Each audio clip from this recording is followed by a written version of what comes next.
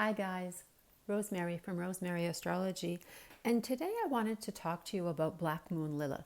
Maybe you've heard of Black Moon Lilith, maybe you haven't, but it's something I've started working with a lot in my astrology readings lately, and it really gives an interesting insight into the energies at play in our chart and an aspect of our personality.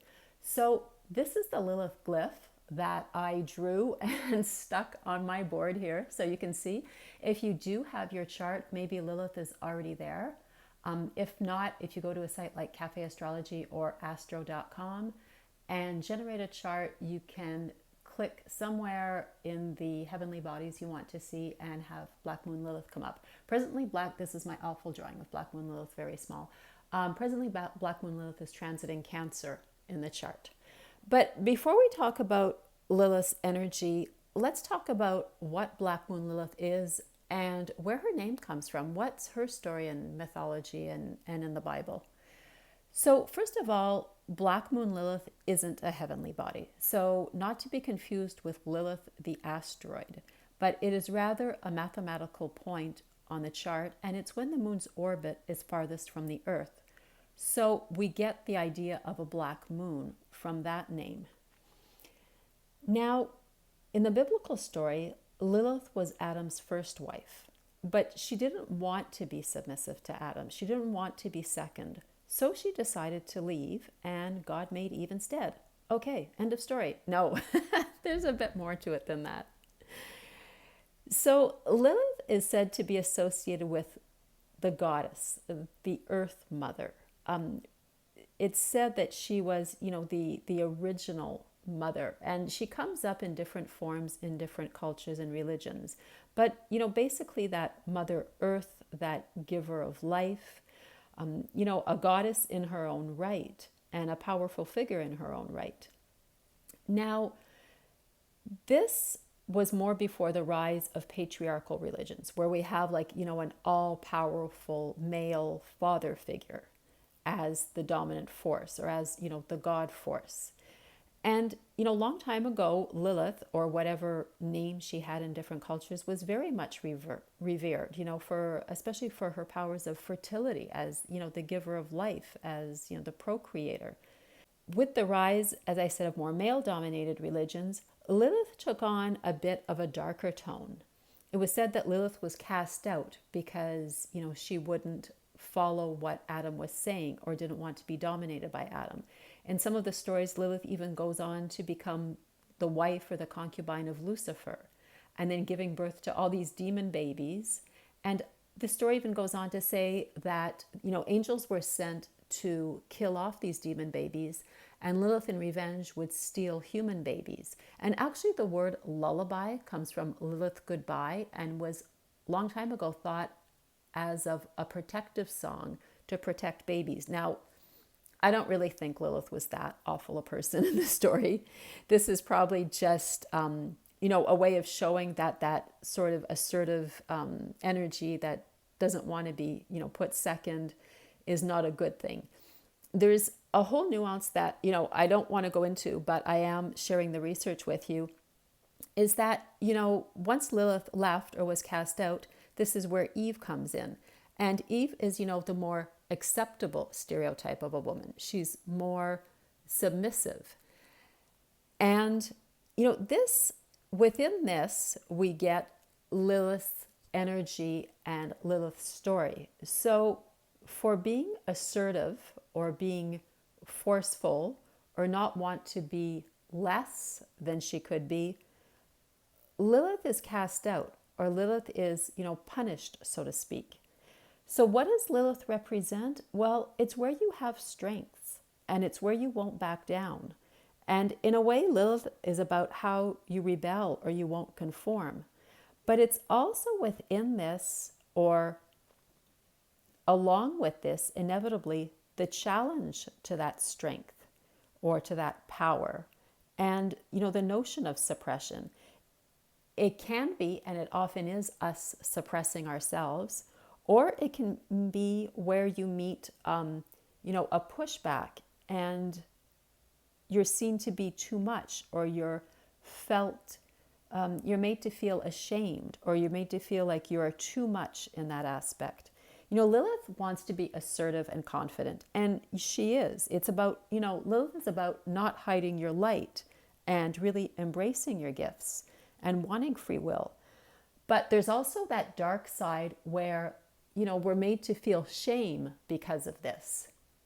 And the part of the dark side also is Lilith energy not being well expressed or being expressed in fits and starts, because suddenly that energy flows over. It's part of you. You have to be yourself. But at the same time, there's always this notion of shame. And as we go through where Lilith is in the 12 signs, you'll get a bit more of an idea about what I mean.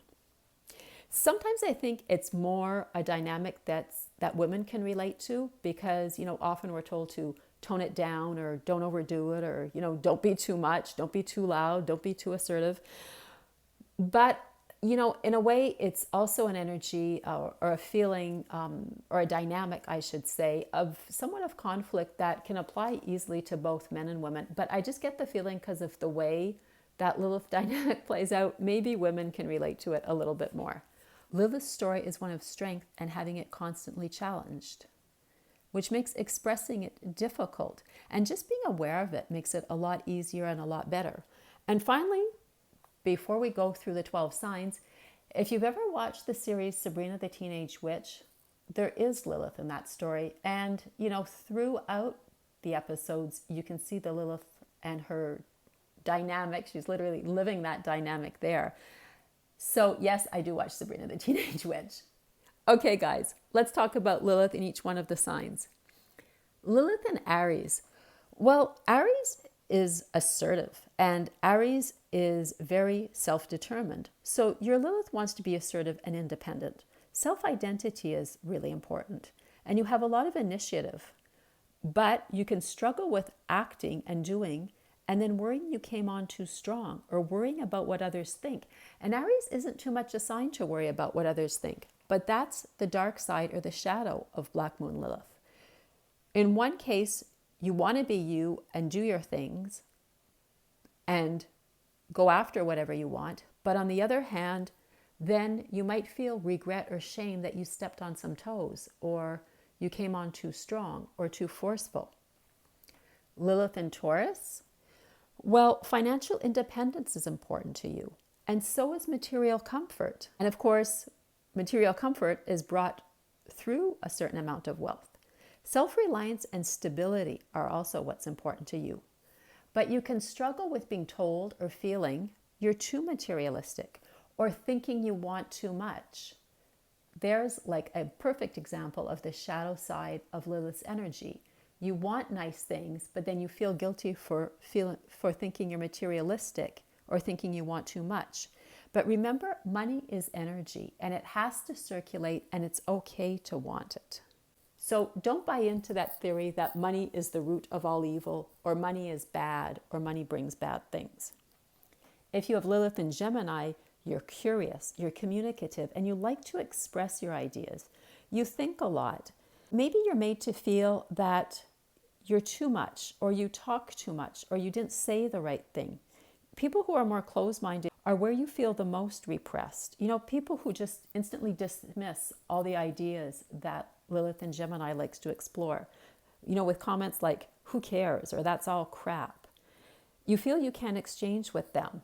So Lilith, in that position on her shadow side, might make you feel you talk too much, or as I said, you say the wrong thing, or you've taken up too much space. Lilith in Cancer. Lilith is presently in Cancer, and of course she's associated with the sign of Cancer because Lilith is a point where the moon, as I said, is furthest from Earth, and the moon is the ruling planet of Cancer. So there's very much that goddess energy or mother energy going on there. Lilith wants a nurturing and secure environment. It revels in caring and being cared for. It understands needs that have to be met. But the shadow side, where we might feel ashamed or Lilith is repressed, is that we can feel too needy, or that we feel bad if we put ourselves first and we're not caring for others all the time. We might tend to give ourselves the get tough speech. In fact, it takes a lot of strength to be caring. Lilith in Leo. Well, Lilith is somewhat flamboyant in Leo. She likes to express herself. And it can make you somewhat flamboyant and magnetic. Don't hide your shine if your Lilith is in Leo. Be your glamorous self if you want to. The shadow side, or the shameful side, is that you'll be made to feel that you go overboard or you take up too much space. Don't make yourself small for others. That's their issue. Lilith in Virgo. Well, you have an eye for detail and you can be a perfectionist. Actually, you probably are a perfectionist. You're organized and you like to help others get organized as well. Within these qualities, there's an application as a notion of service. But you're made to feel ashamed, or you might repress your Black Moon Lilith energy when you're made to feel too demanding, that you want too much, or you're difficult. You might get told to loosen up. But you know what? It's okay to know what you want. Lilith in Libra? Well, justice and fairness is really important to you. And this is an important issue to Lilith, because remember, the original Lilith wouldn't be second. So it's always 50-50 in partnerships for you. You have to be equal on both sides. You can be shamed by being told you aren't supportive enough or you don't understand their needs. And that could be because the other person's idea of how you should be is unfair in your book. So watch out for the trap of feeling you're never doing enough. Lilith and Scorpio? Well, Lilith is also associated with Scorpio because of that primal instinctive energy or sexual energy. Lilith and Scorpio can really go deep in heavy subjects. They don't scare you. And you also have the ability to transform yourself. Your interactions are probably deep and intense, and you have to feel they're nurturing your growth. Your shameful side, or where Lilith is repressed, is when you're made to feel you're too intense, too dark. What you want to connect about might be too painful for others, or maybe it's your scorpionic insight that is scaring them. But don't feel ashamed because people are afraid or because that's too intense for them. Lilith and Sagittarius. Well, Sagittarius is a fire sign. So your self-identity is strong. You have a lot of energy and you're extroverted. Lilith, on her good side, wants to explore and learn and put everything together into a truth. Black Moon Lilith will push you to do this in relation to Lilith's story. What is true? What is right for me? Where's that balance? Because remember, it's always a balance between Lilith in using her gifts and that energy and being made to feel like she's too much or should be ashamed of this. You have an energy that's open, perhaps a bit hedonistic, and very inclusive. But again, on your downside, you might be made to feel, or maybe you are judging yourself as being too much or too loud, and that you should be content with what you have. Lilith and Capricorn. Well, Lilith and Capricorn wants to be successful, not just in terms of a job or climbing the corporate ladder, but it can be parenting or learning a craft or a hobby. You like to do well, and you like when there's rules and structure that you can follow. The shadow side of Lilith is you probably get told or you judge yourself as wanting too much or asking too much. Lilith and Capricorn is the classic ambitious women aren't sexy thing.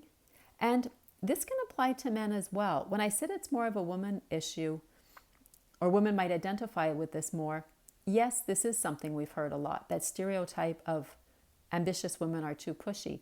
But this can also apply, as I said, to men as well.